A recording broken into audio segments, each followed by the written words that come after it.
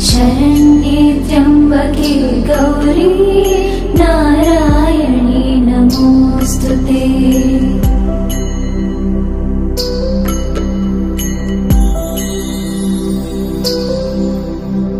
सर्वमङ्गलमाङ्गल्ये शिवे सर्वार्थसाधिके शरण्ये त्र्यम्बके गौरी नारायणी नमोस्तुते।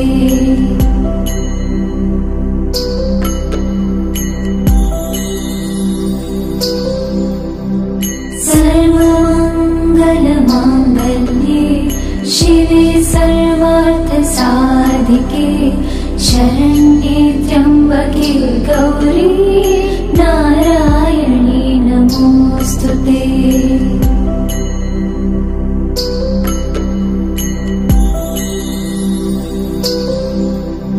हरे राम राम हरे हरे, हरे कृष्ण कृष्ण कृष्ण हरे हरे, हरे राम राम राम हरे हरे, हरे कृष्ण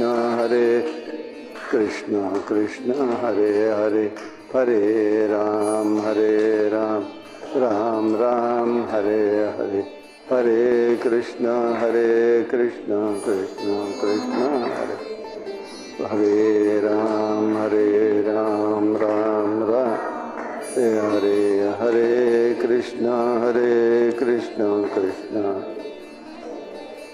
हरे राम राम राम हरे हरे, कृष्ण कृष्ण हरे राम राम राम हरे हरे, कृष्ण कृष्ण हरे हरे। कुंडली कवरधारी विठ्ठल श्री ज्ञानदेव तुकाराम अवधूत चिंतन श्री गुरुदेव दत्त भगवान गोपाल कृष्ण महाराज के जय, भगवान श्रीधर स्वामी महाराज के जय, अम्बा माता की जय जय जय, रघुवीर समर्थ। ओम पूर्णमिदं पूर्णात् पूर्णमुदच्यते पूर्णस्य पूर्णमादाय पूर्णमेवावशिष्यते। नमः शान्ताय दिव्याय सत्यधर्मस्वरूपिणे स्वानन्दामृततृप्ताय श्रीधराय नमो नमः। कृष्णाय वासुदेवाय हरये परमात्मने प्रणतक्लेशनाशाय गोविन्दाय नमो नमः। नमो देवै महादेवै शिवाय सततं नमः। नमः प्रकृतिभद्रायै नियतः प्रणतास्मतां। सर्वमंगलमांगल्ये शिवे सर्वार्थसाधिके शरण्ये त्र्यंबके गौरी नारायणी नमोस्तुते। हरि ओम।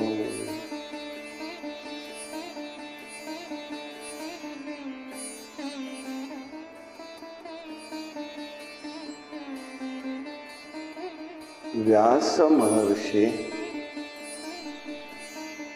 देवीच्या लीला भगवतीचं कार्य याविषयी जन्मेजयाला सांगत आहे।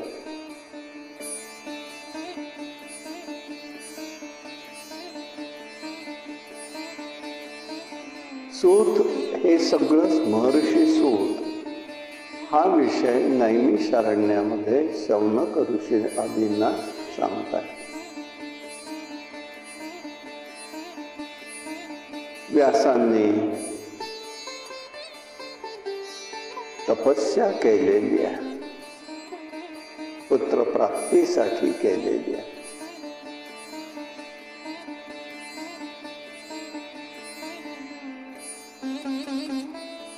भगवान शिवजींची उपासना केली व्यासांनी।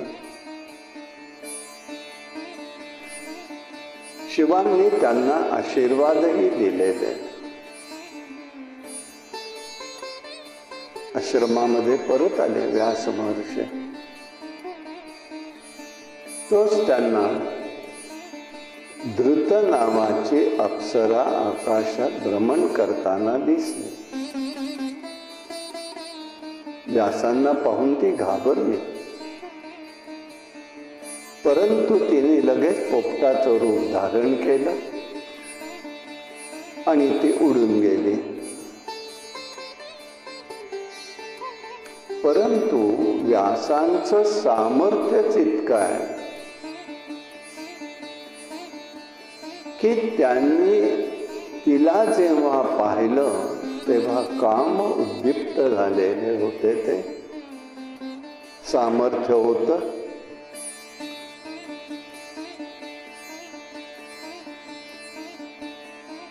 आणि ते अग्निशाळेमध्ये गेले.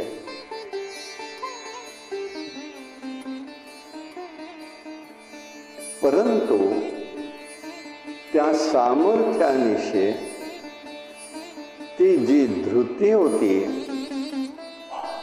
ती गर्भवती झाली.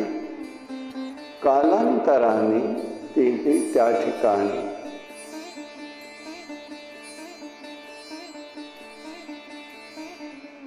यज्ञशाळेमध्ये झालेला मुलगा तिथे आणून दिला. त्यांचं नाव शुक असं आहे.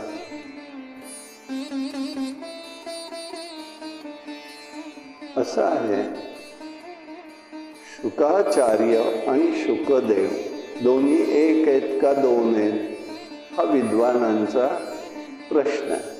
ते करत राहतात, ते करत राहू देत, आपल्याला त्याच्याशी काही कर्तव्य नाही. मी एवढंच एक समजतो, कल्पा झाल्यावरती पुन्हा पुन्हा पुन्हा पुन्हा त्या सगळ्या घटना घडलेल्या असतात.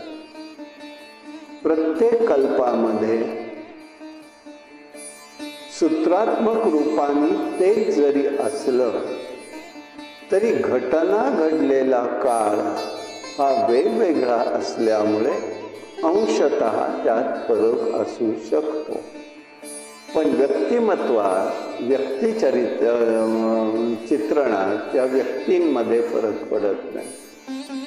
ज्याप्रमाणे आपण असं म्हणतो की राम आपल्याकडे, इंडोनेशिया म्हणतात आमच्याकडलाच आहे, नेपाळमध्ये म्हणतात आमच्याकडला आहे. मग राम म्हणून इतरांना जे अश्रद्धेय, जे चिकित्सक नको त्या गोष्टी असतात, त्यांच्या अशा शंका की राम असे भिन्न भिन्न झालेले. भिन्न नाही झाले.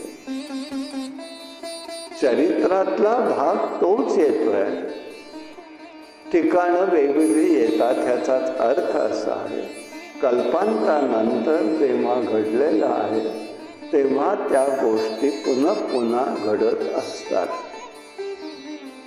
संवत्सर जसं बदलतं दर 60 वर्षांनी, त्याला एक प्रमाण मी एवढंच देईन की ज्या वेळेला ते बदलत असतं त्या संवत्सरामध्ये महत्वाची गोष्ट एक असते की आजच्या दिवसाचा सूर्योदय सूर्यास्त एवढी एकच गोष्ट सांगतो, आणि 60 वर्षापूर्वीच्या आजच्या दिवसाचा सूर्योदय सूर्यास्त हा दोन्ही एकच असतो.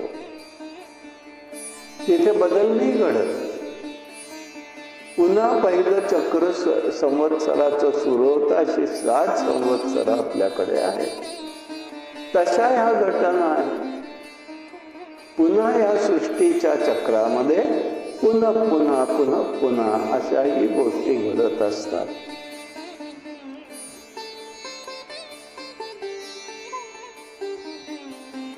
आता तो मुलगा जो झालाय तो दंड कमंडलू धारण केलेला आहे, कृष्णाजीने घेतलेला आहे, दिव्य कमंडलू आहे, आकाशातनं पडलेला आहे. अतिशय तेजस्वी पुत्र आहे.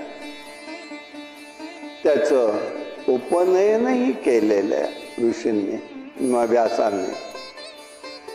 पुढे बृहस्पती गुरूंकडे त्यांचं शिक्षण झालेलं आहे.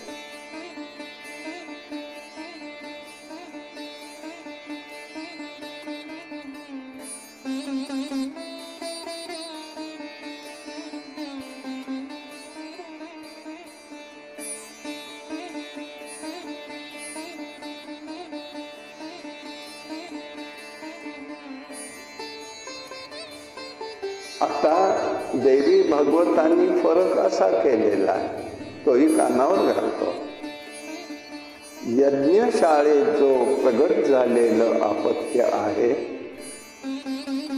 ते अयोनिज आहे आणि धृतीकडून झालेलं आहे ते योनिज आहे.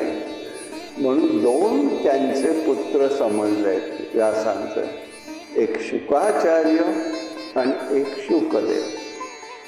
फरक लगेच सांगून ठेवतोय. कधी देवी भागवत वाचावं असं वाटलं ना, हा काय प्रकार आहे असं नको, माहिती असू दे.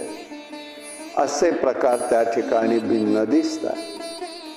शुकाचार्य महाराजांनी निवृत्ती मार्ग स्वीकारला. शुकदेवांनी मात्र त्या ठिकाणी जो मार्ग स्वीकारलेला आहे तो संसारिक मार्ग स्वीकारलेला आहे.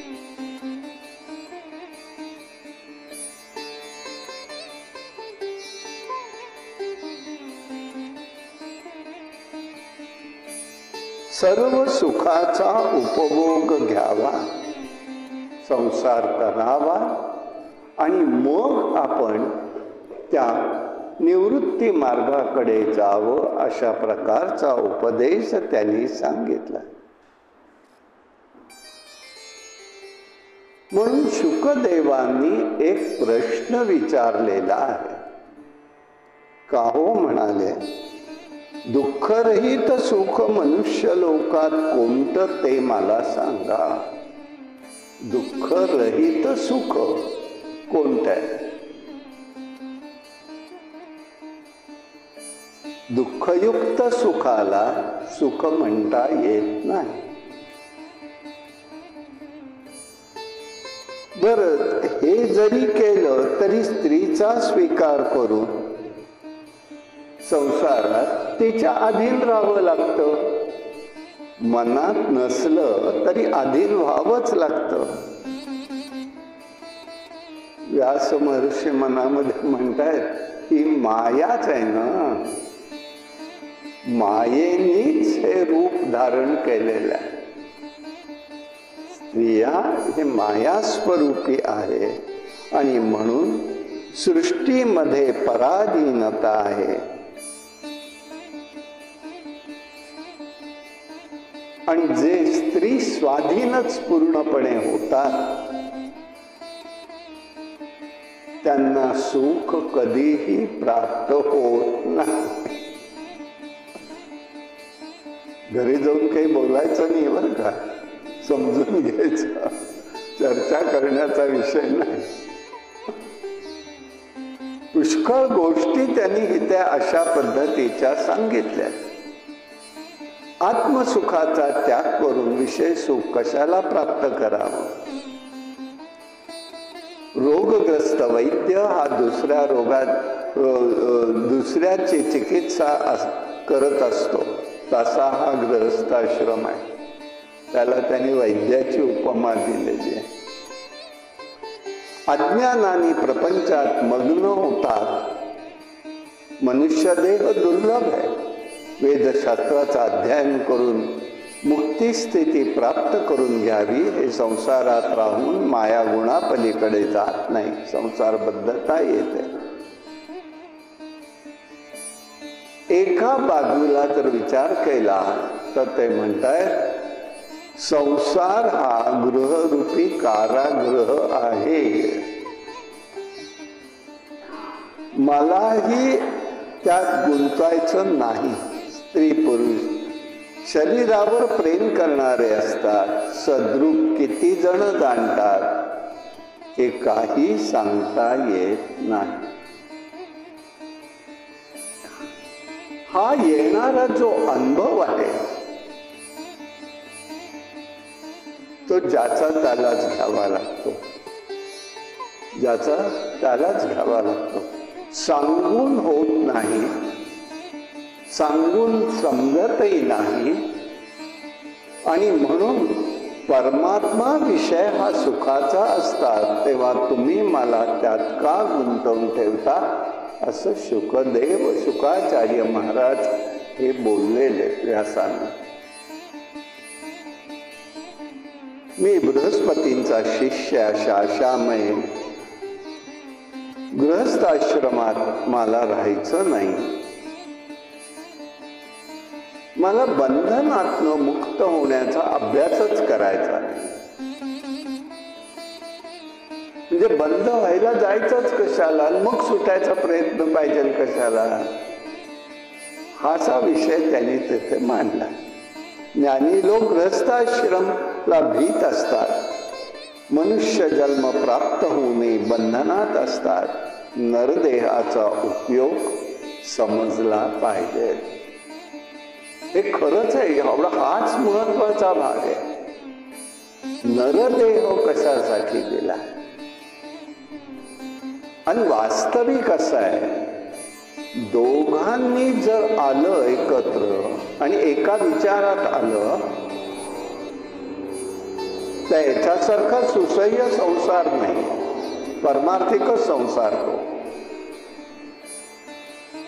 बघा रामकृष्णांच्या बाबतीत सुद्धा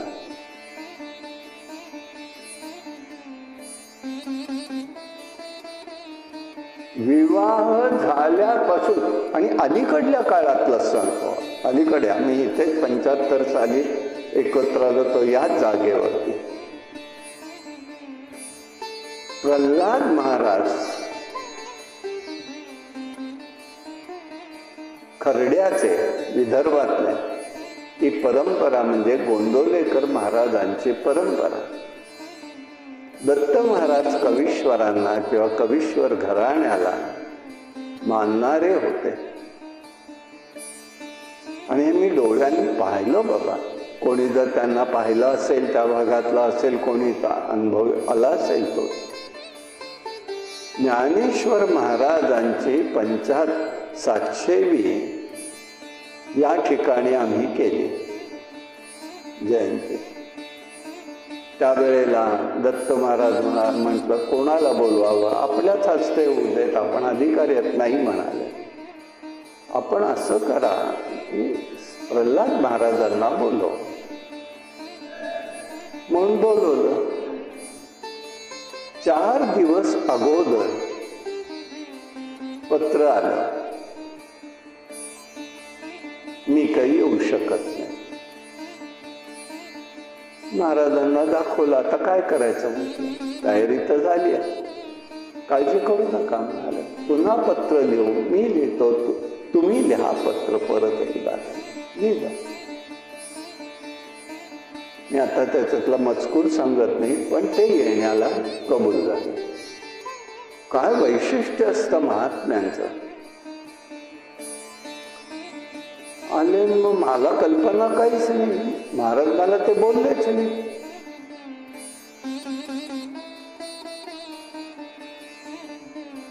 इथे आल्या त्या 2-2, 3-3 गाडी, एक शिष्यांची गाडी, एक त्यांची गाडी, एक त्यांच्या पत्नींची गाडी, जिजीमांची. हा काय प्रकार समजे ना. बरं, दोघंही एकमेकांशी एक शब्दही बोलत नाही. ऑब्झर्वेटरी पाशी अमले म्हणून होते, त्यांच्या इथे ते उतरले होते. मी कॉलेजमधनं तिथे त्यांना भेटायला गेलो. आल्या तर स्वागत, या असं असं आहे, बोलाय, काहीतरी बोललं तर पाहिजे. मला कळेल ना. मग आमले यांच्या इथे वाचायला येणारे होते. मला म्हणाले, अधिक जास्त बोलू नकोस बरं का.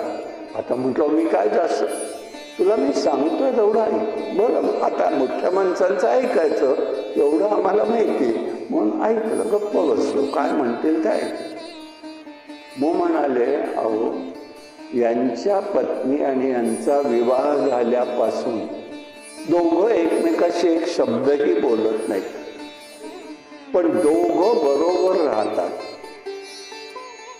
दोघं बरोबर गातात पण एक शब्द बोलत नाही. दोघांचाही शिष्यगण वेगळा, पण महाराजांच्या बद्दल असेल तिथे ह्या आपल्या शिष्यांसह जातात. महाराजही तिथे त्यांच्याबरोबर असले की त्यांच्या शिष्यांबरोबर ते असतात, पण बोलणं एक शब्दही नाही. हा कुठला प्रपंच? आपल्याला असं वाटेल, पण त्या ज्या आत्मानंदात असतात ही दोघं, म्हणजे मी 100 शताब्दीच्या मागचा विषय पाहिला, मागच्या शताब्दीतला, तर परमहंसांचं उदाहरण. एका शिष्याने अशी शंका मनात घेतली की रात्र झाल्यावरती गुरुदेव ठाकूरजी त्यांच्याकडे जात असते. बर, त्यांना बाहेर पडायचा रस्ता त्यांच्या खोलीच्या इथनच गंगेश्वरीला जायचंय, दक्षिणेश्वरीला गंगा आहे तिथे. तेव्हा ते तिथनं एक दिवस निघाले पहाटे दर्शनाला, देवीच्या स्नानाला, गंगेचं स्नान करायचं, भगवतीची पूजा करायची, यायचं. एक शिष्य त्यावेळेला हळूहळू गेला आणि म्हणाला तिथे तर जात नाहीत ना, म्हणून त्यांच्या पाठोपाठ गेला. आला दक्षिणेश्वरी त्यांची. अप्रतिम मंदिर आहे बरं का ते, कलकत्त्याला अप्रतिम मंदिर आहे. आणि तिथे त्यांनी गंगा स्नान केलं, वस्त्र बदलली आणि त्या देवी समोर आवाहन केलं. आणि हा सगळं बघतोय. रोज ती भगवती कालिका माता तिथे प्रगट झालेली होती. दिव्य तेज त्या त्यांच्या समोर प्रगट व्हायचं. त्यांचा वेळ काळ जो असेल ते बोलणं व्हायचं आणि ते पुन्हा त्या ठिकाणी गुप्त व्हायचं. इकडे काय झालं, या शिष्याने पाहिलं ते बेशुद्ध पडला पाहून. मग त्यांचं हे सगळं झाल्यानंतर ध्यानावस्थेतनं बाहेर पडले, तेजाच्या जागी गेलं आणि ते निघायला लागले. हा शिष्य बेशुद्ध पडलेला. काय केलं? मग त्याने ओळखलं. म्हणाले, अरे तुला एवढी शंका होती ना, मग इतकं मनात कशाला ठेवायचं, मला सांगायचंच ना, मी तुला ते पाहण्याची शक्ती दिली असते. काय मिळालं? हे का सांगतोय मी की हे इतकं हे नाही, सोपं नाही आहे. आम्ही सगळे, म्हणून गीतेत भगवंत वारंवार एक गोष्ट सांगतात, ते एका सूत्रात आहे, कर्मानी बंधीन मनुष्य लोके.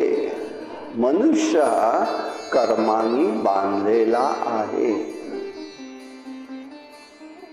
मनुष्य लोकात सगळे जीव कर्मानी बद्ध आहे. ऋणानुबंधच आहे, प्रत्येकाचा ऋणानुबंध आहे. कोणाचा व्यक्त होतो, कोणाचा व्यक्त होत नाही, पण ते त्या ठिकाणी घडून जातं, घडून जात असतं. हे लक्षात घ्यायचंय. आणि म्हणून त्या ठिकाणी त्यांनी सांगितलं, गृहस्थाश्रम बंधनकारक नाही बाबा. गृहस्थानी मनाच्या आसक्तीतून मुक्त होण्याची गरज आहे. जोडोनिया धन उत्तम व्यवहार आहे, हा व्यवहार करावा. वेदोक्त कर्म करावी. आणि गृहस्थ आश्रमात 3 आश्रमांचं पालन होत असल्यामुळे ते करणं आवश्यक आहे. ब्रह्मचारी, वानप्रस्थ आणि यती आश्रम हे गृहस्थाश्रमावर अवलंबून असतात. गृहस्थ आश्रम ही श्रेष्ठ धर्म आहे. आणि म्हणून वशिष्ठ वगैरे ऋषींनी आश्रम केले, पण अनासक्त रूपाने केले. आम्हाला उदाहरणं वाटतात ही सगळी, पण इतकी सोपी उदाहरणं नाही आहे. अनासक्त रूपाने त्यांनी आपलं कर्म सगळं केलेलं आहे. आणि म्हणून मोक्ष, स्वर्ग, उत्कृष्ट जन्म यापैकी ज्याची इच्छा होईल ते पुरुषाला प्राप्त होऊ शकतं. तेव्हा अविवाहितही पुरुषांना त्या ठिकाणी जर बघितलं तर ते असं लक्षात येतं की 5 इंद्रिय आहेत, अजिंक्यत्व आहे, मद आहे, ही सगळी उत्पन्न करणारी आणि त्याच्यावर संयम न पाहिजे आहे, ही माया शक्ती कार्य करते. आणि म्हणून स्त्रीचं पाणी ग्रहण करावं. हे पहा, विश्वामित्रांनीही अनेक वर्ष तपस्या केली, परंतु मेनकेच्या शेवटी अधीन झाले आणि शकुंतलेचा जन्म झाला. तारतम्य भाव ठेवता आला पाहिजे सर्वत्र. एक गोष्ट कुठे आपल्या हे शिकवते, भागवत असो, देवी भागवत असो, हे आपल्याला शिकवत असतं की कुठल्याही गोष्टीचा अतिरेक असता कामा नये.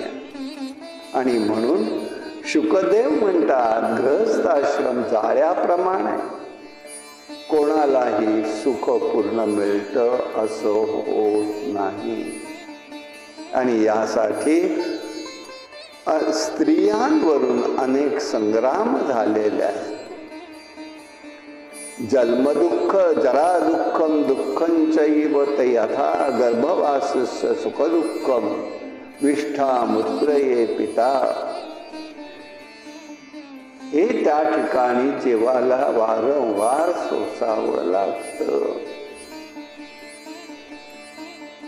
जन्म आहे, जरा आहे, मरण आहे, गर्भवासाची दुःख आहे, बुद्धी सामर्थ्य आहे, त्या ठिकाणी राहत नाही. मायेने सर्वांना मोहित केलेलं आहे. प्रारब्ध, संचित आणि वर्तमान कर्म त्याचं फळ नाहीसं होणं आवश्यक आहे. आपण ज्ञानी आहात, त्याचा नाश कसा करावा हे मला सांगा. त्यावर व्यास म्हणाले, मायेचं सामर्थ्य आहे बाबा, हे माया ही बलवत्तर आहे.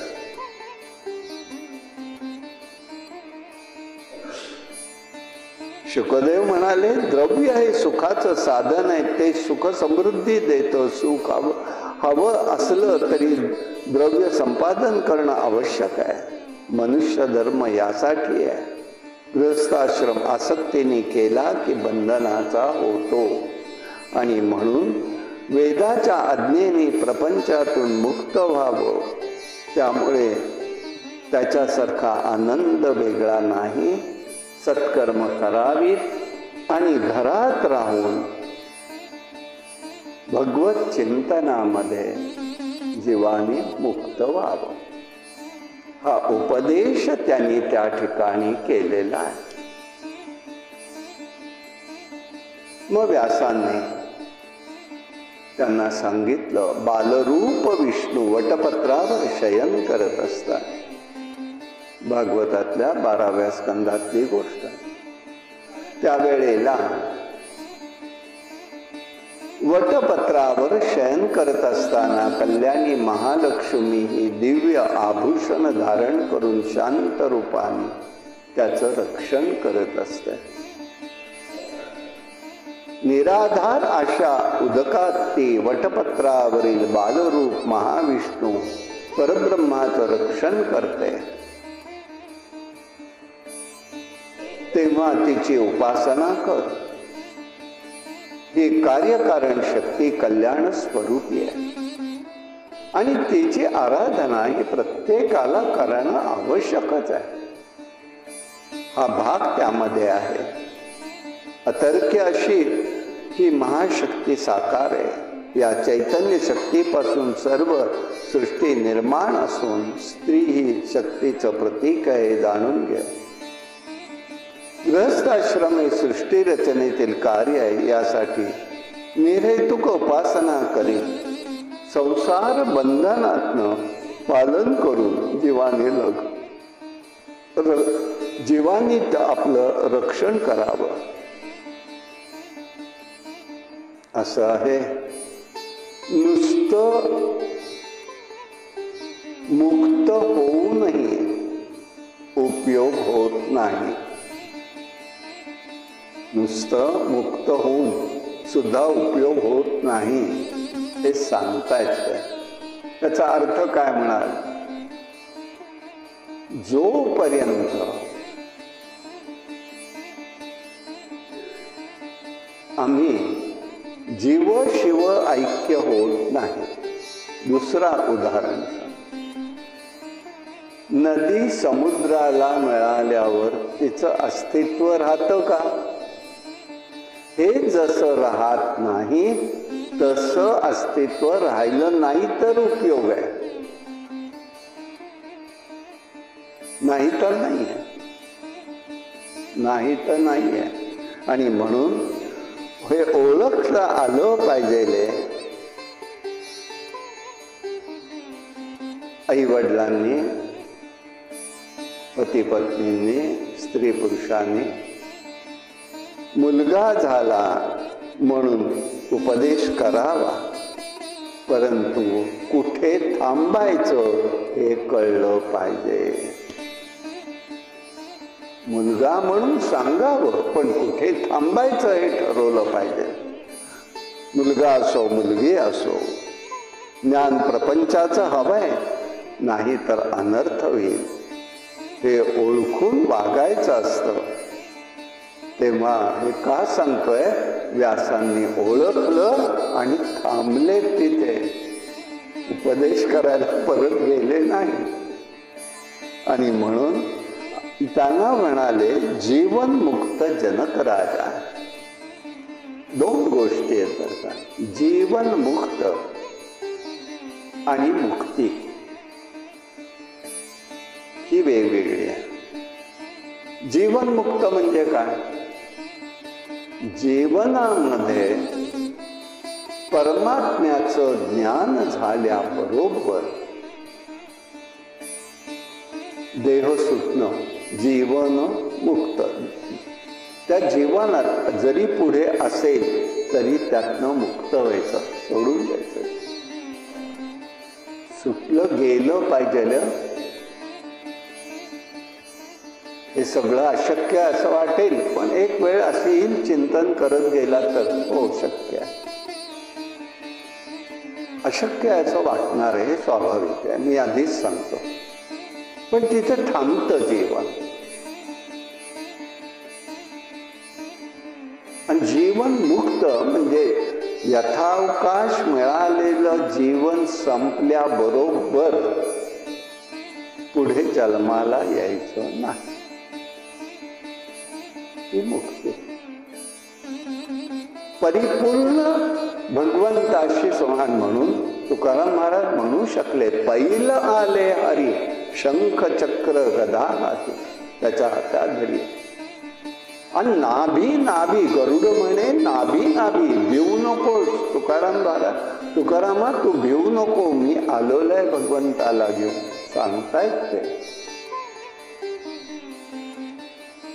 ते जीवन मुक्त स्वरूप आहे. तात्काळ निघाले, वाट नाही पाहिजे, विचारलंय त्यांनी, त्यांचं कर्तव्य गृहस्थाश्रमातलं केलंय. जिजाऊंना विचारलंय, येणारच का बाई? नाही म्हटल्यावरती सोडून दिलं, आसक्ती विरहित झाले. आणि यासाठी जनक राजा असाच आहे, त्याच्याकडे त्यांनी त्याला पाठवलेला आहे.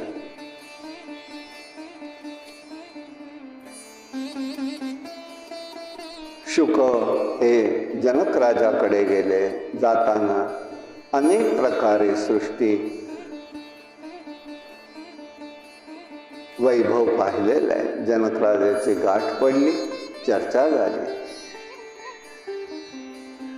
स्वामी कार्य सदैव करत राहावं, सर्वत्र अनुरक्त आणि विरक्त या प्रकारचे असतात. एक मार्ग असा आहे जनक राजाच्या बाबतीत म्हणतायत, शास्त्रजन्य मार्ग. भागवत सांगताय देवी भागवत, शास्त्रजन्य, शास्त्रसंमत मार्ग. आणि दुसरा मतिजन्य, बुद्धीला.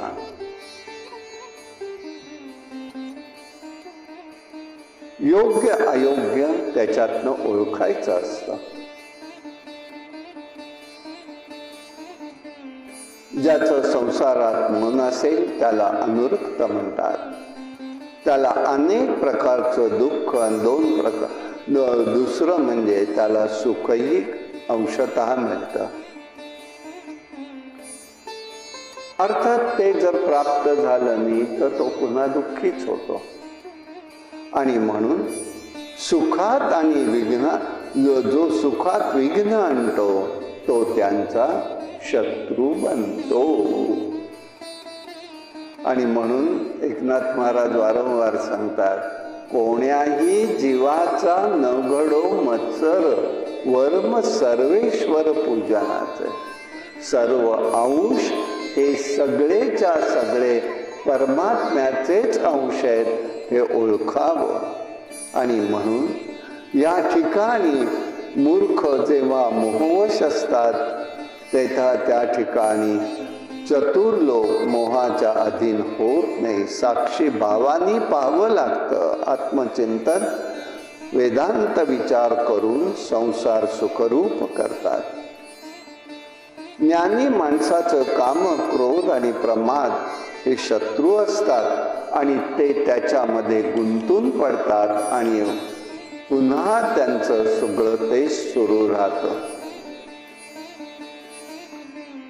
जनक राजाकडे गेला. जनक राजाचं एकूण त्यांनी आचरण पाहिलं. तप करतोय, तीर्थाटन करतोय, व्रत करतोय, यज्ञ याग वेदाध्ययन गुरु शुश्रूषा या सगळ्या गोष्टी पाहतोय, पण अनासक्तीने करतोय. अनासक्त हा फार महत्वाचा. झालं उत्तम, नाही झालं त्याहून उत्तम. ही धारणा व्हायला पाहिजे. गृहस्थाश्रम हा मुलातः शुद्ध सत्य वचनी निष्पाप संतुष्ट निरीच्छ राहून शास्त्रशुद्ध साधनांनी करावा. प्रशस्त झाल्यात वानप्रस्थ बघावा. वानप्रस्थ हे स्वीकारणं घरात राहून सुद्धा स्वीकारता येतं, पण जमलं पाहिजे बाबांना. जमलं पाहिजे. मी अनेक वेळा सांगत असतो, कसं काय आम्हीच ओळखू शकलो नाही आमच्या आईला. नाही ओळखू शकलो. वडील अत्यंत काय भगवंत जोड्या घालतो, कोणाची गाठ घालतो काही कळत नाही. ऋणानुबंधच आहे तो सुद्धा. तुमचे आई वडील असले तरी म्हणतो, वडील म्हणजे प्रचंड शीघ्र गोपी, आई तितकी शांत.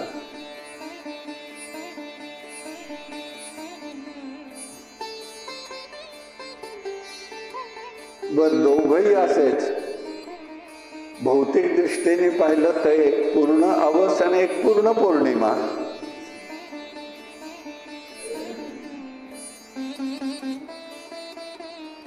पण कुठेही अभिनिवेश न्यायचा.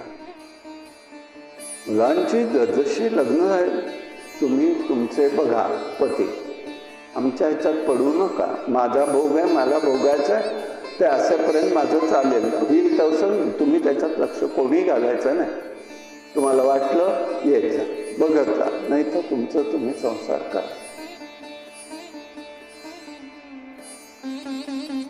वडील गेले, 15 दिवस झाले. लगेच 15व्या दिवशी सगळ्यांना बोलवून सांगितलं, माझा संसार झाला, मला कशातही पडायचं नाही. कुलधर्म कुलाचार तुम्हाला आता माहिती आहे. माहिती नसेल तर विचारलं तर सांगेन, नाही तर मी सांगणार नाही. विचारलं तर सांगेन, नाही तर सांगणार नाही. हे करा म्हणायला येणार नाही, नका करू सांगायला येणार नाही. तुमचं तुम्ही ठरवा. केवढी अलिप्तता येऊ शकते का हे उदाहरणाने पाहिलं. आणि नेमकं 21 डिसेंबरला वडील गेले, 21 जानेवारीला वेददत्ताची धाकट्या मुलाची मुंज ठरवलेली. तयारी सगळी घरात. म्हणजे अन्नधान्य आम्ही दिवसालाच आधी वापरलं, इलाज नाही. धावपळ कुठे करायची, आणायचं आहे घरात सगळं तेच.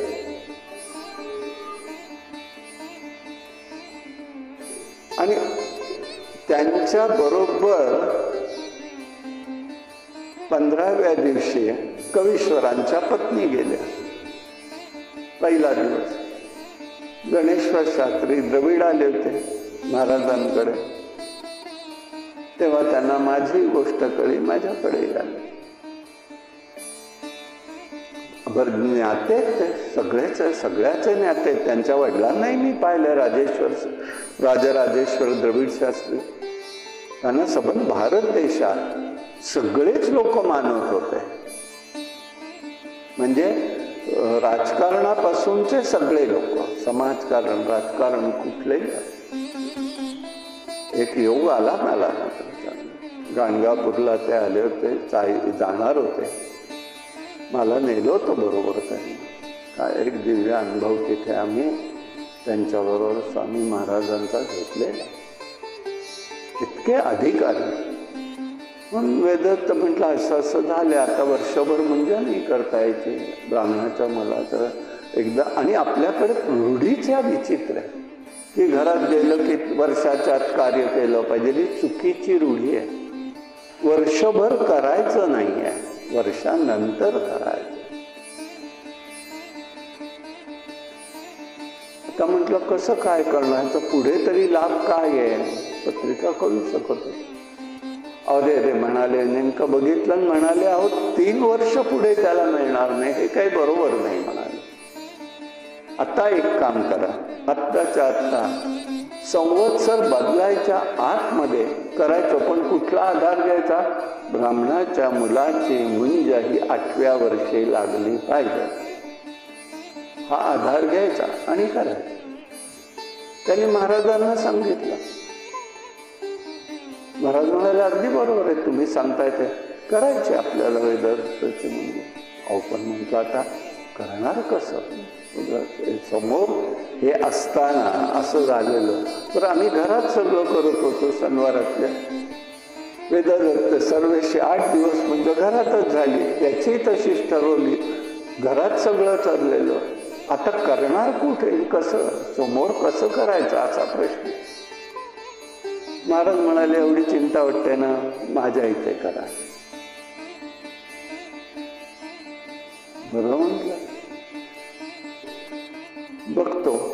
तोपर्यंत ते आजारी पडले. त्या आजारी पडल्यामुळे पुन्हा विषय लांबला आणि त्यांनी मुहूर्त काढून दिला फेब्रुवारी महिन्यातला गणेश्वर शास्त्रीने. मी माझं कॉलेजला गेलेलो, दुपारी मुलाचा फोन कवीश्वरांचा 18 तारखेला, 25 तारीख आणि 18 तारखेला फोन. महाराजांनी बोलवलं. बरं काय झालं, कॉलेजला परस्पर तिकडे गेलो.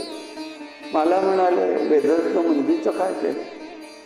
म्हटलं हो घरात असं झालंय, आपण आजारी आहे, बघू नंतर काय होईल तसं काढायला नाही म्हणाले. धर्मशास्त्र ओलांडायचं नाही. ते शंका वाटते की ते करा, मी सांगितलं. पण म्हणजे 25ला होणार. आता आली का प्रश्न पुन्हा, विधी अगोदर करावे लागणार 20-21 पासून, हेही आहेच आहे ना पुन्हा. मग आता करायचं कसं. आईच्या कानावर गेलं आणि ती होती 18 तारीख.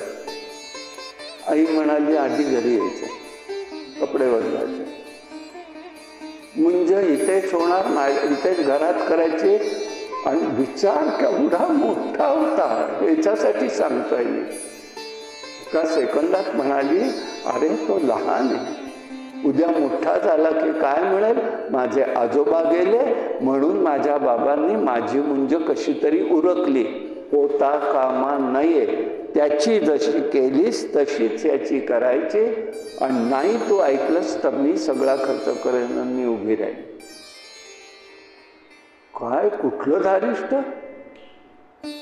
कशाला म्हणायचं?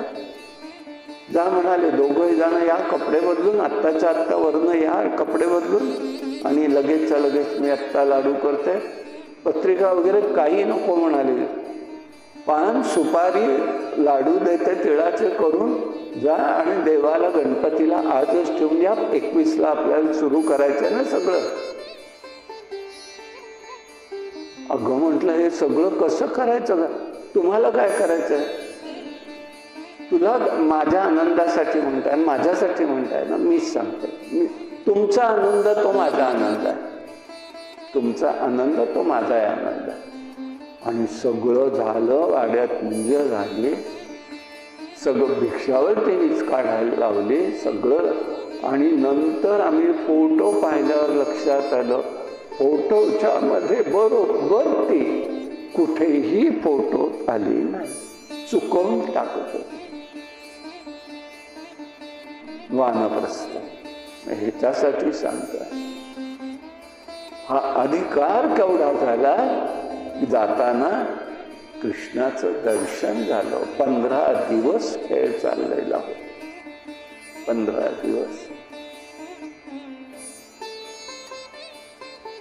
आणि शेवटचं कृष्ण दर्शन संध्याकाळी रात्री 8 वाजता वेददत्तला झालं डोळ्यामध्ये. मी त्याच्याबरोबर होतो. बाबा, डोळ्यात कोणतरी माणूस दिसतोय, बघू नको, हात जोड म्हटलं, फक्त बोलू नको.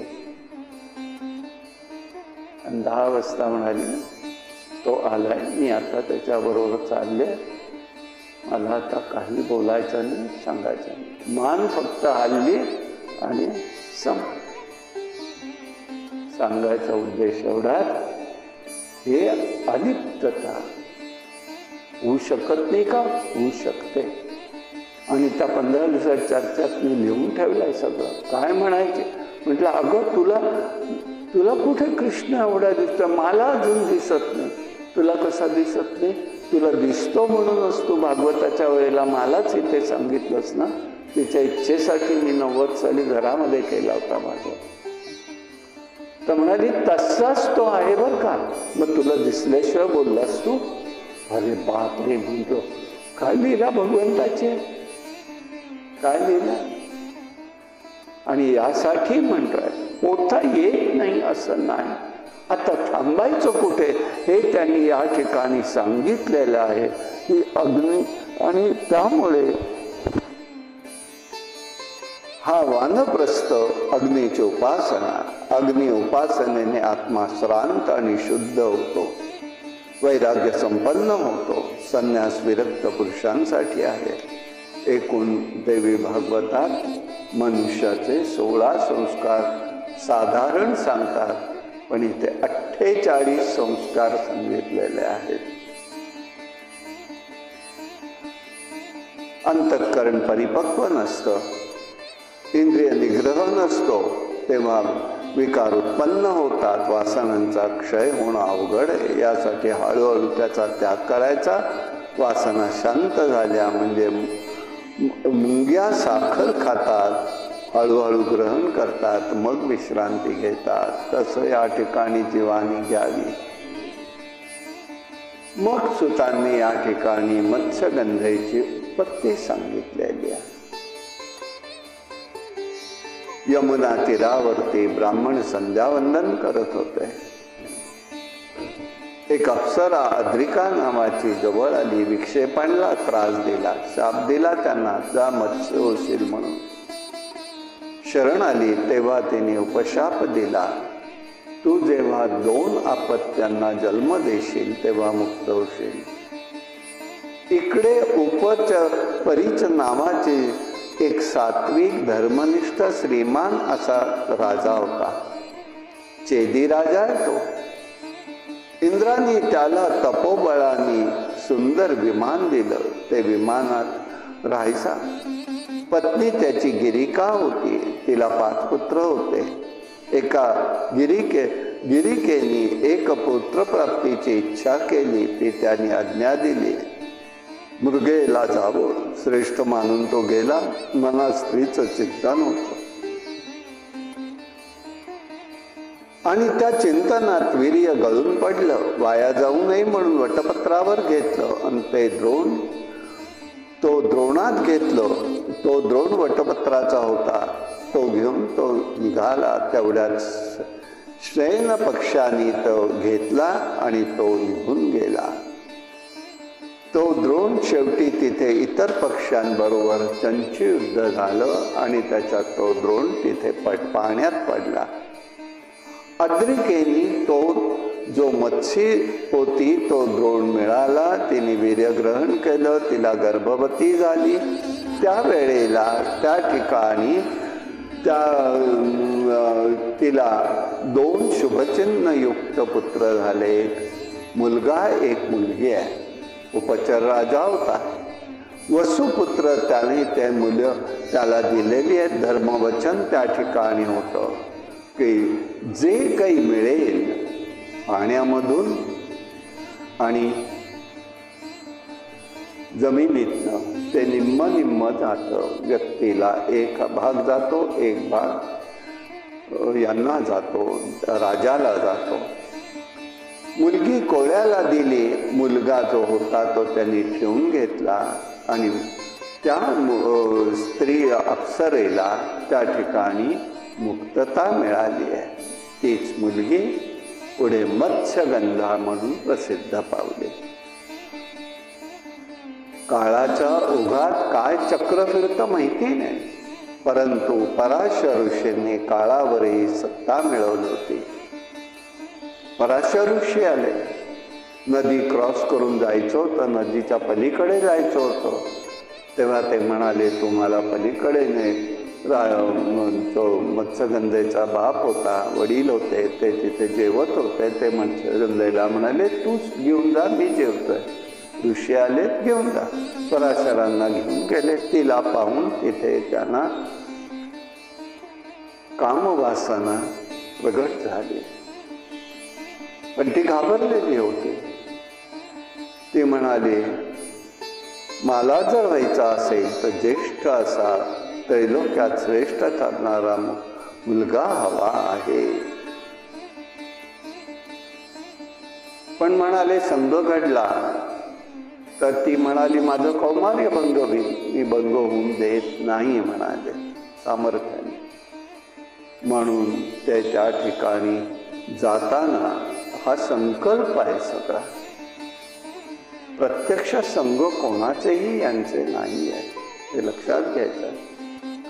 आणि मग त्या ठिकाणी ती मत्स्यगंधा जी होती तिच्याबरोबर संग घडला ह्याचा संकल्पी. आणि त्याच्याबरोबर तिला त्या ठिकाणी श्रेष्ठ मुलगा झाला.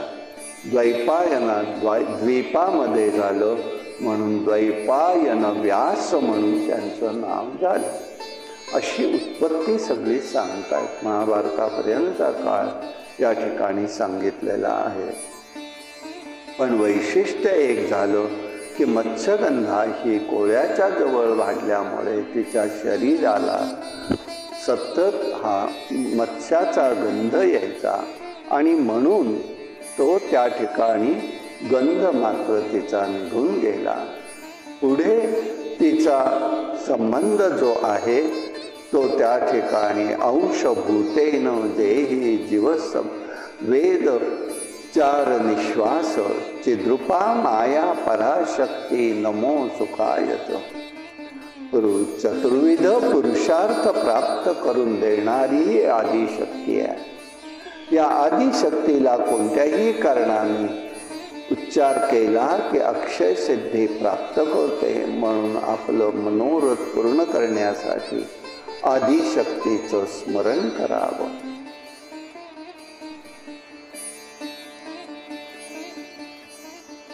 अशा प्रकाराने एका पाठोपाठ एक गोष्टी झाल्या.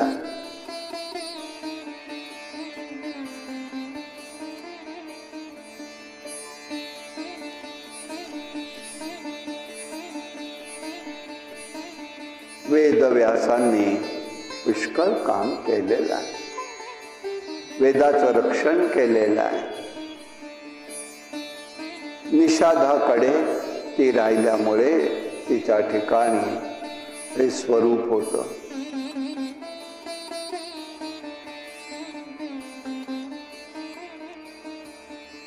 आणि पराशरांनी सांगितलं, तू ही आता याच्या पुढे ही मत्स्यगंधा न राहता ही सत्यवती म्हणून प्रसिद्ध पावेल आणि ती एक पराक्रमी स्त्री म्हणून ती ओळखली गेली. ऋषी कामवश झाले. ही नजर आहे, स्त्रिया या नजराच केवळ ओळखू शकतात. हे व्यासमहर्षी सांगतात. स्त्रिया नजरेतनं, पुरुषाच्या नजरेतनं ओळखू शकतात. आणि आज काय चाललंय हेच कळत नाही. का नाही? तर आम्ही तितके सावध नाही आहोत. शिक्षणही तसं नाही आहे. आणि म्हणून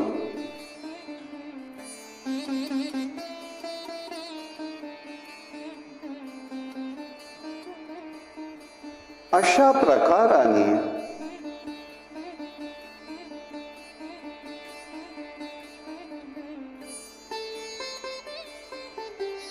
मग पराशर ऋषी यमुनेमध्ये स्नान करून निघून गेले. त्यांनी पुढे मोठं काम केलं, तपश्चर्या केली. आणि त्यांनी त्यांना मातेला सांगितलं, बाई तू जेव्हा बोलवशील तेव्हा मी येईन. त्यागी किती आहे बघा, योगीत मध्ये येणार नाही. तेव्हा त्यांनी वेद विभाग केलेले आहेत, महाभारतासारख्या रचना केल्या, वेद धर्माची स्थापना केली. सर्व पराशरांचे गुण त्याच्यामध्ये उतरलेले होते. आपल्याकडे काही धर्मग्रंथ असेच आहेत बरं का, फार विलक्षण आहे. वास्तविक महाभारताची रचना म्हणायचं आहे, पण महाभारताची रचना व्यासांची नाही. मग कोणाची शंका वाटेल? धर्मराजांनी व्यासांना प्रार्थना केली की व्यास महर्षी, आपण हे सगळं आपल्या समोर हे युद्ध प्रसंग घडलेला आहे, महाभारत झालेलं आहे, तेव्हा तुम्ही आता ह्याच्यावरती काही लिहा. म्हणून त्यांनी लिहिलंय. काय लिहिलं? ग्रंथ लिहिला. तो पहिला ग्रंथ 27-28 हजार श्लोकांचा जय नावाचा ग्रंथ. जय. आणि ते सुद्धा असं आहे, भगवंताची आणि भगवतीची शक्ती अशी, त्यांनी ध्यानात बसायचं आणि त्यांनी लिहायचं आहे. ते हे भागवताचं असंच झाले. श्रीमद भागवताचं नारदांनी प्रेरणा दिली. त्यांनी भगवतीचं चिंतन भगवंताचं केलेलं आहे. त्यांना दिसतंय ते सगळं शुकाचार्य महाराज लिहून काढतायत. तसं इथे त्यांनी केलं. गणपतीने सांगितलं की मला या ठिकाणी थांबता येणार नाही, पण शरीर धर्म तर आहे. मग काय करायचं? मग त्यांनी कूट प्रश्न त्यात टाकले त्याचं आणि मग त्यांनी अट टाकली की मी जे काही सांगेन ते तुला समजल्याशिवाय तू लिहू नको. मग ते बघत बसायचा, अर्थ लावायचा आणि मग गणपती लिहायचा. तोपर्यंत हे आपलं नित्याचं अनेक उरकून यायचं. अशा प्रकाराने तो जय नावाचा ग्रंथ आहे. त्यांचा शिष्य सौती म्हणून होता. त्यांनी त्याच्यावरती चिंतन व्यक्त केलं. तो ग्रंथ म्हणजे भारत नावाचा ग्रंथ 84,000 श्लोकांचा झालेला आहे.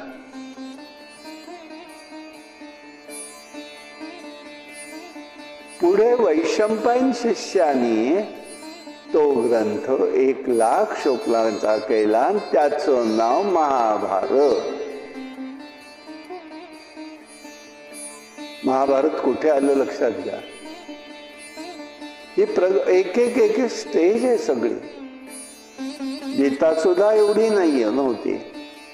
27,000 श्लोकामध्ये 147-48 श्लोक हे पहिले गीतेचे.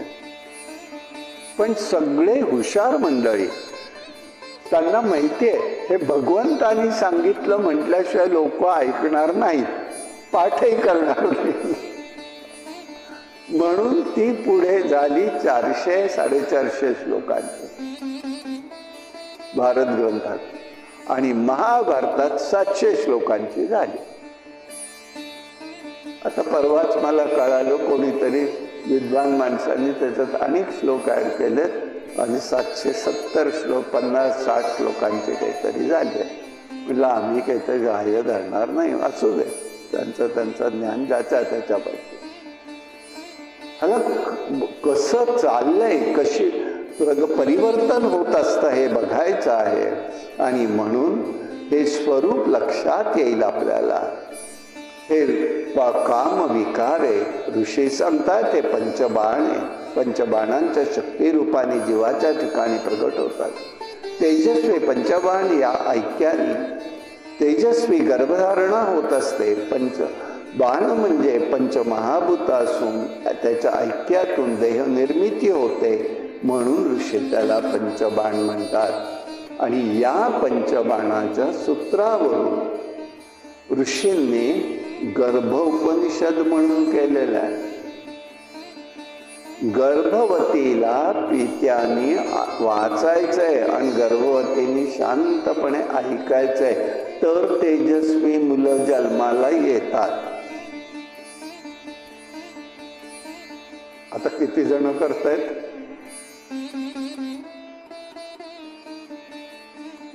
करायला पाहिजे, भागवत ऐकायला पाहिजे. काळच कसा असतो असो, त्याचे दिन उदाहरणानंतर दिवसा मात्र ही स्थिती होणं कठीण आहे, दोष आहे. म्हणून पशुधर्म अन्यथा दिसून येतो.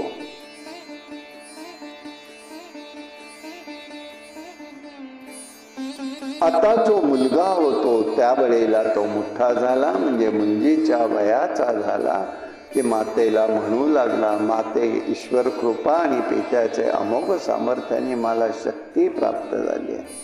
मनाला तपोनिष्ठ बनवून मी गर्भात प्रवेश करत आहे. आता मी तपासाठी जात आहे. तेव्हा केव्हा स्मरण करशील तेव्हा येईन.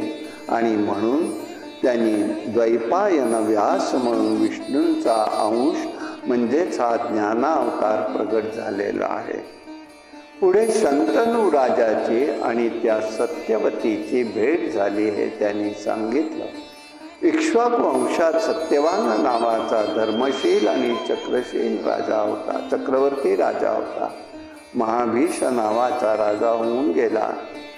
1000 अश्वमेघ आणि 100 वाजपेयी यज्ञ त्यांनी केले. इंद्र संतुष्ट झालेला. शेवटी राजाला स्वर्ग प्राप्ती झाली. त्यावेळेला नदी किनारी गंगा ही नदी किनारी होती. परंतु त्यावेळेला वारा आलेला आहे. गंगा नदी ही त्या ठिकाणी दरबारामध्ये होती आणि तिथे वारा आलेला आहे. हा महाभीष राजा जो आहे त्यांनी पाहिलं तिच्या अंगावरचं वस्त्र उडाले. सर्व देवांनी मान खाली घातली, पण महाभीष राजांनी ते पाहून गंगा नदीबद्दल कामातूर झाला. राजा आहे, कोणत्या वेळेला काय कोणाचं घडेल सांगता येत नाही. आणि म्हणून आपला शृंगार, आपला पेहरावा हा कसा असला पाहिजे हे पराशर ऋषींनी सांगितलेलं. पराशर ऋषींनी सांगितलेलं बंधन सांगितले आहे. आणि म्हणून स्वर्गलोकी ब्रह्मदेवांच्या समोर हे घडलं म्हणून ते रागवले. त्यांना तिला शाप दिला जा तू मर्त्य लोकात जाऊन पडशील. आधा आज तक राहिलं नाहीये. पदर खाली गळलाय, तिला सावरता आला नाही का, हा भाग तिथे महत्वाचा. आणि म्हणून ते खिन्न झाले आणि मग त्यांनी त्या ठिकाणी तिला सांगितलेलं आहे. हा पुढे महाभीष राजालाही शाप झाला. तो प्रतीप राजाचा पुत्र म्हणून पुढे जन्माला आलेला आहे. आणि हिते अष्टवसू होते. आपल्या स्त्रियांसह वशिष्ठांच्या आश्रमात आले. त्यावेळेला वशिष्ठांची नंदिनी कामधेनू पाहिली आणि तिची अपेक्षा व्यक्त केली. तिच्या दुधाची महती विलक्षण होती. जे तो दूध ग्रहण करतो त्याला त्याचं यौवन कधी नष्टच होत नाही, अशी ही नंदिनी आहे. या अष्टवसूंची पत्नी बरोबर होती.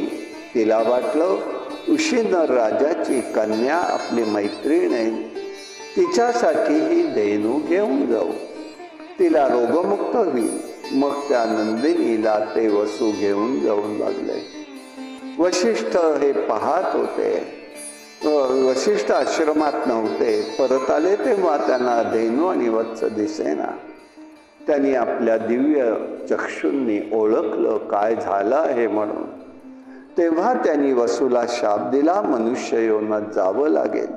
आणि त्याप्रमाणे तो मनुष्य योनीत आल्या, क्षमा मागितली, उशाप त्यांनी दिलेला आहे. तेव्हा वशिष्ठ म्हणाले, या देऊनी ही नंदिनी हरण करण्याची इच्छा व्यक्त केल्यामुळे त्या ठिकाणी तिला जन्म घ्यावा लागेल आणि मग ती पुढे स्वर्गलोकात येईल. ते पुत्र प्रसूत होईल. तेव्हा मग ते अष्टवसू निघालेले आहेत. गंगादेवी त्यांना भेटलेली आहे. तेव्हा ते सर्व सांगितलं. ब्रह्मदेवांच्या शापाने आम्ही मनुष्य योनीत आम्हाला जावं लागतंय. तेव्हा गंगे देवीला म्हणाले, आम्हाला तूच जन्म दे. आणि मग त्याप्रमाणे तिने बरं म्हणून सांगितलं. पुढे मनुष्य लोकामध्ये ही गंगा देवी आलेली आहे. तेव्हा मनुष्य वेश धारण करून गंगा किनारी हिंडत होती.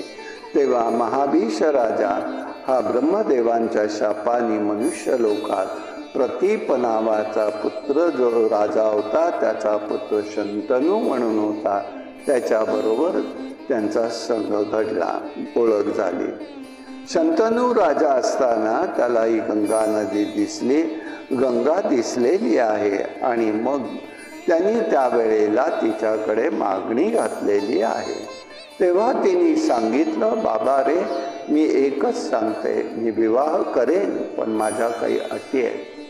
आपला विवाह झाल्यावर मी कोणतंही शुभ आणि अशुभ कृत्य केलं तरी मला का म्हणून विचारायचं नाही. दुसरं असं आहे की मी या ठिकाणी राहीन फक्त, आणि जेव्हा विचारशील तेव्हा मी माझ्या ठिकाणी निघून जाईन, स्वस्थानी जाईन. राजाने अटी मान्य केल्या. प्रतिशुभ घेतलं. त्यानंतर गंगेला पुत्र झाला. तिने त्याला वस्त्रात गुंडाळलं आणि त्याला नदीमध्ये सोडून दिलं. राजाला आठवण करून दिली, मला विचारायचं नाही काही. असं करत करत 7 पुत्र गंगेने नदीमध्ये सोडून दिले. आता 8वा पुत्र जो होता तो सोडणार, तो शंतनू राजाने गंगेला अडवलं. ती म्हणाली, हे करणं योग्य नाही. तुला मुलगा हवाय, मी राज्याला मुलगा हवाय. राजा म्हणतो, राज्य बघणार कोण पुढे, मला मुलगा हवाय, चिंता दूर आहे. अशा प्रकाराने पुत्राचं रक्षण कर, पाया पडतो म्हणायला विनंती केली. गंगेनी देवीने तो पुत्र राजाच्या हाती दिला आणि स्वतः गंगेत प्रवेश करून स्वर्गलोकाला निघून गेली. तोच पुत्र म्हणजे देवव्रत आहे. हा देवव्रतच पुढे त्यांनी गांगेय म्हणून झाला, तोच पुढे भीष्माचार्य झाला. हे सगळं महाशक्तीच्या माध्यमातून घडत गेलेलं आहे. गंगेने सांगितलं, मी शापमुक्त होण्यासाठी आणि देव कार्यासाठी फक्त इथे आलेले आहे. या बालकांचं तू रक्षण कर. असा बराच काळ भूतला इच्छामरणी तो राहील. हा बालक लहान आहे, काही काळ मी त्याला घेऊन जाते.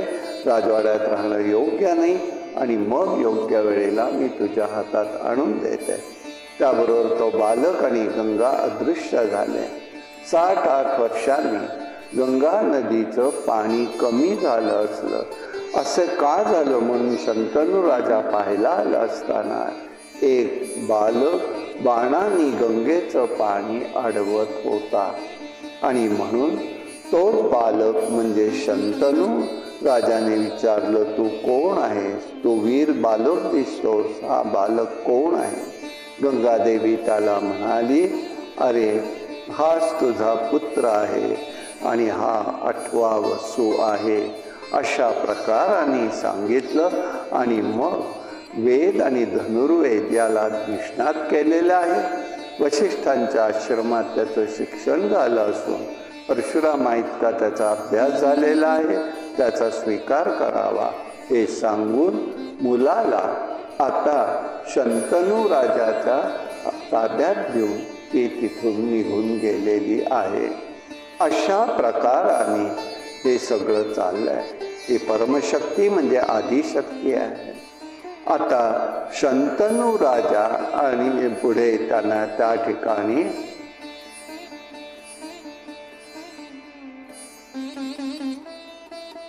पुढे मत्स्यगंधा जी होती तिचा ही पराशरांच्या सान्निध्याने सत्यवती झाली. तिचा विवाह हा शंतनू बरोबर झालेला आहे. तिला 2 मुलगे झाले. ते अल्पायुष्य होते. व्यासांकडून त्यांच्या पत्नीला तिथे धृतराष्ट्र पांडुराजा दासींचा पुत्रा ठिकाणी विदुरजी झाले आणि धृतराष्ट्र जन्मांध झाले, कारण त्यावेळेला पत्नीने डोळे मिटले होते. पण कर्मविपाक सांगून ठेवतो, हा सहसा कोणाला माहिती नसावा म्हणून बोलतोय. धृतराष्ट्र अंधारा का झाला? पूर्व का जन्मात तो राजा होता. शिकारीला गेला, शिकार त्याला मिळेना. लोक बरोबर होती. लोकांनी तिथेच काहीतरी पकवलं. जेवायला बसला.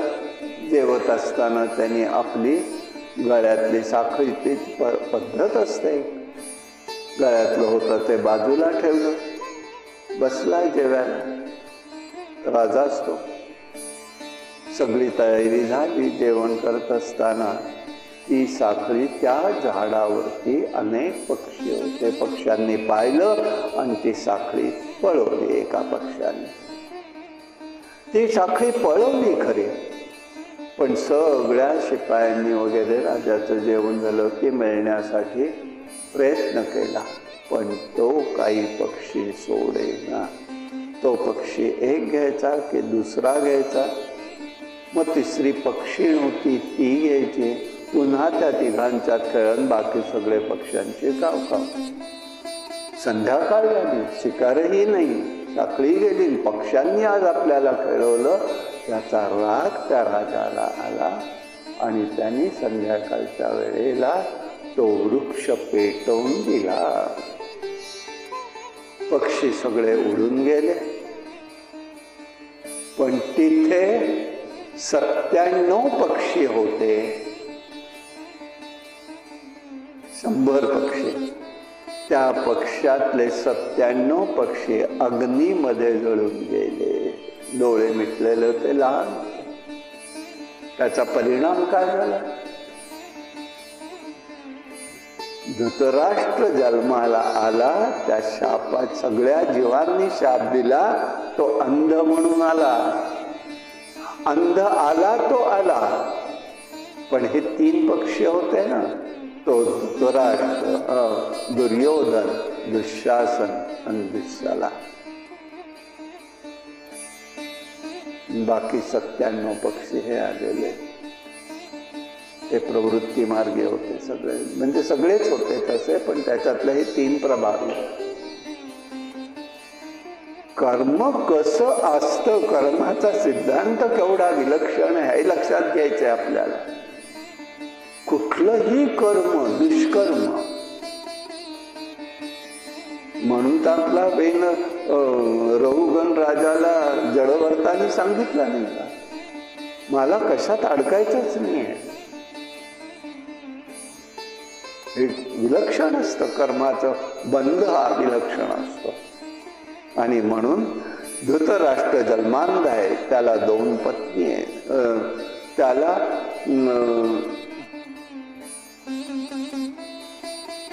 पंडू राजा हा एक आहे. आणि त्या धृतराष्ट्राचा जन्म हा झाल्याबरोबर तिने काय केलं, एकीने आपल्या भीती वाटली व्यासांची म्हणून दासीला पाठवलं. दासीला पुत्र झाला, तो त्या ठिकाणी विदुरजी आहे.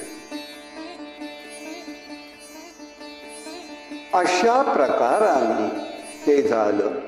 आणि मग इकडे पंडूला 2 पत्नी कुंती आणि मांद्री, आणि इकडे गांधारी आणि वैश्या या 2 पत्नी धृतराष्ट्राच्या होत्या. गांधारी फक्त आपल्याला माहिती आहे, वैश्या माहिती नाही. तिला सौबली असं म्हटलेलं आहे. तिच्याकडे 100 प्रकारच्या शक्ती होत्या. सामान्य नाही आहे गांधारी, तपस्विनी आहे.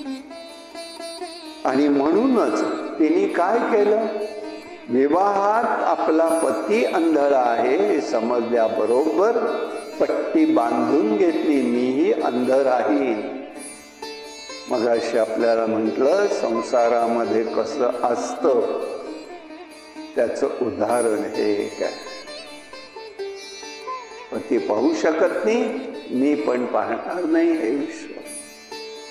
पण तिच्याकडे 100 शक्ती होत्या, ते ती सगळं जाणत होती. आणि म्हणून त्यांनी त्या ठिकाणी बघितलेलं आहे. पूर्वी कुंतीने त्या ठिकाणी दुर्वास मुनींची सेवा केली.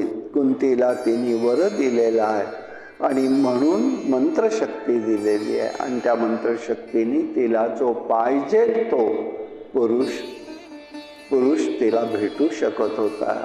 आणि म्हणून तिने त्यावेळेला पहिल्यांदा एक प्रयोग करायचा म्हणून सूर्याला बोलवलं. सूर्य म्हणाला मी तसा जाणार नाही, कुमारिका अवस्थेत होती तेव्हा तिला पुत्र झाला तो कर्ण. आणि मग त्या ठिकाणी यम, वायू आणि इंद्राला बोलवलं. तिने आता पांडुराजाची पत्नी, त्याला तिथे शाप झालाय वनात की तू स्त्री संग करू शकणार नाही. तेव्हा आता राजा तर पाहिजे रे कोणीतरी आपल्याला.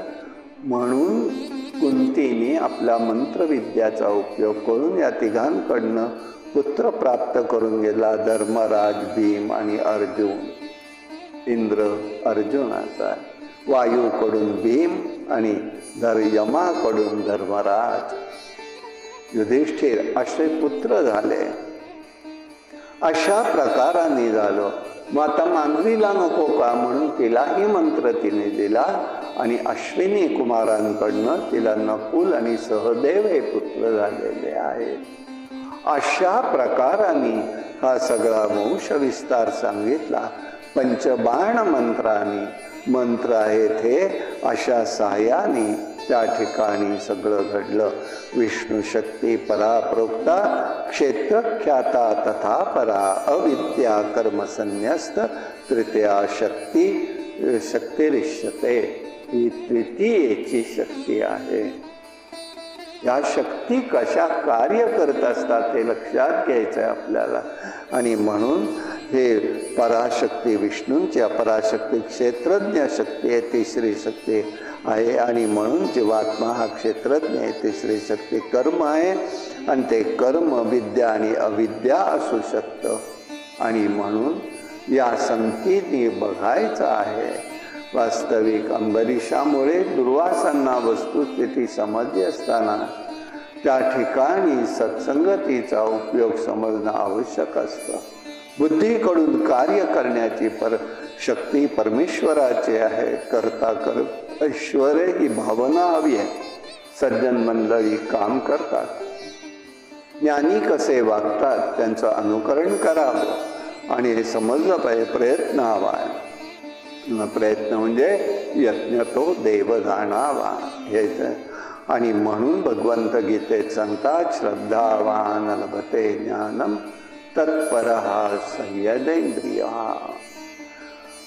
केवढा सद्गुण असून उपयोग होऊ पडत नाही, तर त्याचा उपयोग सत्कर्माकडे घ्यायला पाहिजे. नुसता सद्गुण उपयोगी नसतो, लक्षात ठेवायचंय. म्हणून आपलं चांगलं वागणं सुद्धा लोकांच्या नजरेत येता कामा नये. ते आलं तरी लोक म्हणणार, हा इतकं चांगलं का वागतो. काही समाजाला धरूनच राहावं लागतं आपल्याला. आणि म्हणून हे सगळं सांगतायत. अंतःकरणामध्ये श्रद्धा हवी आहे. नुसता शक्तीचा शक्तीवर विश्वास उपयोगी नाही, तर आचरण क्रियाही घडली पाहिजे. ही जगदंबेची उपासना. इंद्रिय निग्रह करून संचित कर्माचा नाश करणं क्रियमान कर्म होऊ शकतं. आणि म्हणून समर्थ सांगतात, सत्कर्म योगे वय घालवावे. अशा प्रकाराने हे सगळं स्वरूप त्यांनी सांगितलं. एक गोष्ट फक्त सांगतो आणि आपण इथे थांबूया, की असे पुत्र जन्मेजय विचारताय व्यासांना, अहो असे पुत्र ग्राह्य का धरावेत. आज आपल्याला शंका वाटते, म्हणून हिते खरा उल्लेख आलेला. या सांगतायत 13 प्रकारचे पुत्र असतात. 13. एक आहे अंशज, पुत्रिका पुत्र. पुत्रिका पुत्र म्हणजे काय, कन्येचा विवाह झाल्यानंतर तिला होणारा पुत्र वडिलांनी दत्तक घ्यायचा आणि आपला वंश चालवायचा, त्याला पुत्रिका पुत्र म्हटलेलं आहे. क्षेत्रज, ज्या क्षेत्रात राहतो तिथला गोत्रज आणि क्षेत्रज अशा पद्धतीने. कुंदपुत्र, सहोद म्हणजे सध्याचं ते काय मातेचं काय म्हणतात,